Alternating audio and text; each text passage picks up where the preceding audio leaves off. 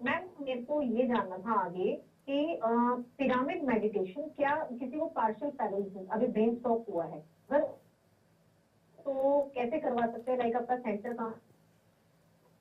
जी okay.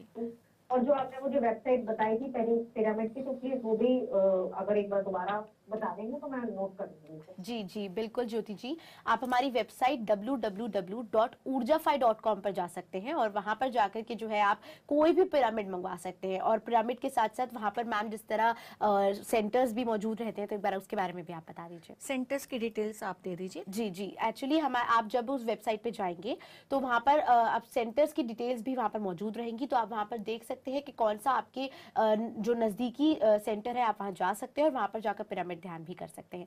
तो ma'am इसी के साथ उन्होंने पूछा कि पिरामिड ध्यान जो है वो ब्रेन स्ट्रोक वगैरह जैसी समस्या के लिए कैसे इस्तेमाल किया? देखिए, ब्रेन स्ट्रोक में अगर पेशेंट जो है वो ध्यान कर सकता है तो हमें पहले तो उसे ध्यान कराना है। और पिरामिड कैप लगाकर वो कर सकते हैं, बैठने की पोजीशन में हैं तो वो बैठकर उनको आप ध्यान करा सकते हैं। अगर आपको लगता है कि पेशेंट ऐसा है, आपका पेशेंट ऐसा है कि वो लेटे हुए पोजीशन में है, तो आप उनको लेटे लेटे भी ध्यान करा सकते हैं। साथ ही आप इसके साथ आपके फैमिली मेंबर्स उनके लिए मतलब उस कमरे में, उस रूम में बैठकर ध्यान करें, जिससे उस ऊर्जा से उनको एनर्जी मिलेगी। जो आप मेडिटेशन करेंगे वो कॉस्मिक एनर्जी जो वहाँ पर फैलेगी, उससे उनको बहुत आराम पड़ेगा। साथ ही आप वहाँ पर से उस कमरे में, पेशेंट के कमरे में से एक्स्ट्रा सामान जो होता है, कई बार बहुत सामान रखा होता है पेशेंट के कमरे में से, हमें हटा देना चाहिए। थोड़े कमरे को खाली रखना चाहिए और सूदिंग सा म्यूजिक चलाना चाहिए। ये कुछ टिप्स हैं जो मैं आपको बता रही हूँ, आप पेशेंट के लिए कर सकते हैं। सूदिंग सा म्यूजिक चलाएं, रूम को थोड़ा खाली रखें, पिरामिड कैप्स या पिरामिड जगह जगह पर आप प्लेस करें, ज़्यादा से ज़्यादा पिरामिड लगाएं।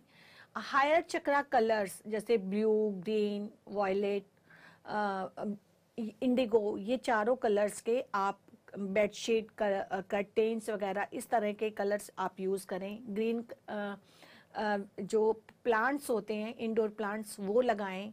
कोई बुद्धा का आइडल लगा सकते हैं। इस तरह से जब आप करेंगे तो आपको उस पर्सन को धीरे धीरे ये एनर्जी गिविंग सपोर्ट्स होते हैं, ये एनर्जी जब वो लगाएंगे तो उनको एनर्जी मिलेगी और धीरे धीरे उनको बहुत हेल्प मिलेगी उनकी पावर्स की वजह से। क्योंकि ये जो प्रॉब्लम होती है हमें तंत्रिका संबंधी जो भी होता है, ब्रेन स्ट्रोक वगैरह इस टाइप का, हमारी पावर्स का जब हम सही से यूज़ नहीं करते तो हमें ये प्रॉब्लम होती है। जैसे thought, speech, time, place, place और पोजीशन एंड मनी, ये 5 पावर्स होती हैं जो हम डेली लाइफ में बहुत ज़्यादा यूज़ करते हैं। हम कैसा सोच रहे हैं, कैसा बोल रहे हैं, हमारी पोजीशन क्या है, हमारा समय का हम सदुपयोग कर रहे हैं या नहीं कर रहे, हम किसी की लाइफ में बहुत ज़्यादा इंटरफियरेंस करते हैं, हम मनी का, अर्निंग का सोर्स हमारा कैसा है। तो ये सारी चीज़ें हमें 5 फैक्टर्स देखने होते हैं। तो थोड़ा आप इसके ऊपर भी ध्यान दीजिए, तो धीरे धीरे आप उन पेशेंट गोड को हील करने में हेल्प कर पाएंगे। अगर वो समझ सकते हैं तो आप उन्हें समझाइए, अगर वो इस कंडीशन में नहीं है तो ये थोड़े एनर्जी सपोर्ट्स कीजिए, पिरामिड्स मंगाइए और डॉक्टर से पूछो। जो हमारा नेक्स्ट कार्यक्रम है उनसे आप डॉक्टर एस रंजन से इसके बारे में और डिटेल्स ले सकते हैं। जी बिल्कुल ज्योति जी, उम्मीद है अब आपको बेहतर समझ आया होगा कि किस तरह पिरामिड हेल्प करते हैं और किस तरह से आप कहाँ से पिरामिड जो है वो ऑर्डर कर सकते हैं।